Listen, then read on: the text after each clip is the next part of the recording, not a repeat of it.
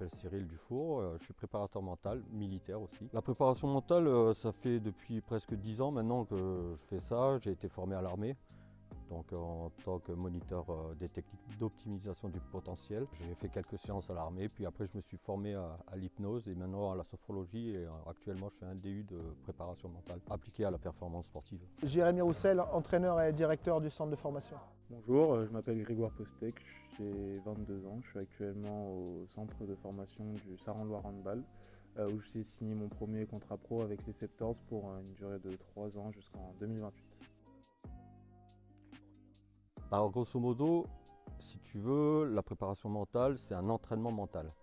En fait, ça permet aux sportifs de pouvoir atteindre ces échéances dans les meilleures conditions qui soient. Les joueurs petit à petit prennent conscience que la prépa mentale c'est un entraînement, c'est un travail régulier à mettre en œuvre et pas une pilule qu'on prendrait de temps en temps quand ça ne va pas bien en espérant que ça va être miraculeux.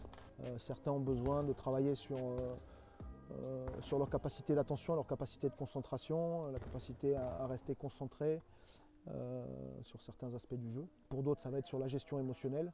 Voilà, petit à petit, il y a un travail spécifique, individualisé qui se met en place avec lui.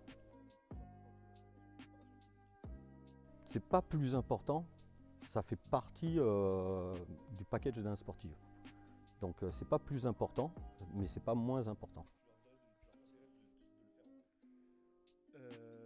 Pour les personnes qui sont réticentes, je peux comprendre parce que moi, le premier, quand j'ai essayé, je ne pensais pas forcément avoir des résultats aussi rapides. Je pensais avoir des résultats, mais pas forcément si rapides. Et je ne pensais pas que ça allait m'intéresser et que j'allais autant vouloir progresser dans mon aspect mental. Le lâcher-prise est compliqué. Je pense que ça véhicule une image comme si on touchait au cerveau et ça fait peur aux gens alors que c'est pas du tout le cas en fait. Oui, on touche au mental des sportifs, mais pas que, quoi.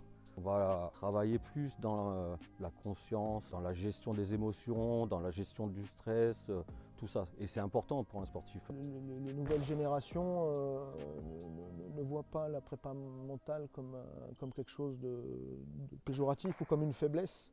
Ils ont compris que ça pouvait être un outil important, si ce n'est indispensable, à leur progression. Et donc ils sont de plus en plus ouverts, ce qui n'était pas le cas de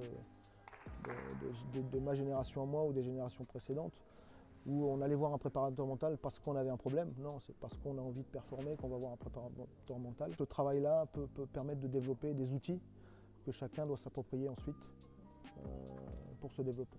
Pour les personnes qui sont réticentes et qui ont peur d'essayer, moi je leur conseillerais juste de faire une séance et de voir ce que ça peut changer avec Cyril typiquement.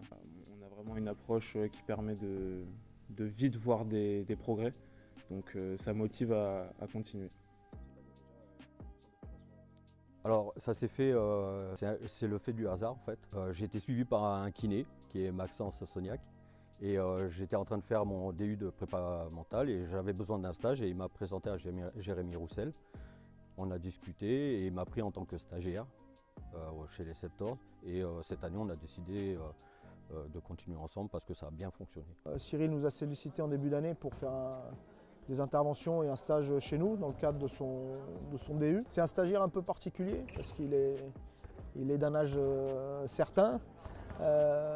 Cyril est quelqu'un qui a servi dans les commandos et donc son profil m'a tout de suite intéressé parce que j'ai tendance à penser que pour être un bon préparateur mental, il faut d'abord déjà éprouver ce que c'est que de servir sous pression. Et lui, donc, dans le cadre de son métier et de ses missions, il sait particulièrement ce que c'est.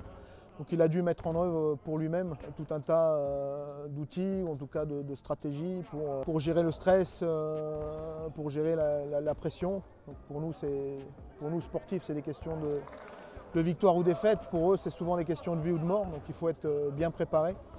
Et donc je trouvais séduisant ce profil-là. Je préfère mettre mes joueurs entre les mains de quelqu'un qui a déjà éprouvé et qui a déjà du vécu dans sa capacité à servir sous pression. L'objectif, c'est bien sûr l'équipe dans un premier temps. C'est Jérémy qui m'a donné des objectifs pour l'équipe, pour avoir par exemple des rituels en début de match, à la mi-temps, en fin de match.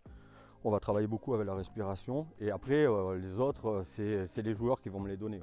En fait, c'est un triangle coach, joueur et moi. Il y a pas mal d'aspects qui rentrent en jeu sur l'aspect spécifiquement mental. Il y a la capacité à être attentif, à rester concentré, quelles que soient les circonstances du match.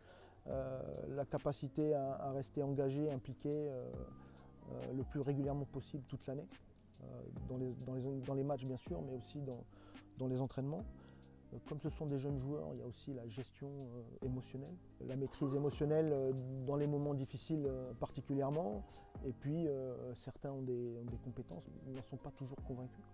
Donc travailler aussi sur la capacité à muscler la confiance en eux des uns et des autres. Travailler avec Cyril, ça m'a apporté un confort sur le terrain. Je me sens beaucoup plus à l'aise par rapport aux techniques qu'on met en place, tout le travail qu'on peut faire. Et aussi, on y met beaucoup de sens, c'est-à-dire qu'on ne fait pas un travail pour j'ai moins de pression sans que ça marche et qu'on comprenne comment ça marche. Donc c'est super intéressant et moi aussi je vois des progrès sur mon évolution mentale, personnelle. Donc je continue et puis j'espère continuer de progresser dans la préparation mentale. Alors j'ai une anecdote sur une jeune marcheuse que j'ai suivie. Par exemple, au bout d'un kilomètre ou 2 kilomètres de marche athlétique, elle avait l'impression de perdre sa jambe droite. C'est-à-dire que sa jambe droite se bloquait. Et réellement, elle se bloquait. Donc on a travaillé avec différentes techniques et maintenant elle fonctionne bien et elle a un bon niveau. Se faire confiance. Il faut qu'il fasse confiance aux gens. Et puis pour être au haut niveau, il faut se mettre toutes les chances de son côté. Donc il y a les préparateurs physiques, il y a les coachs, mais il y a aussi l'aspect mental à ne pas négliger.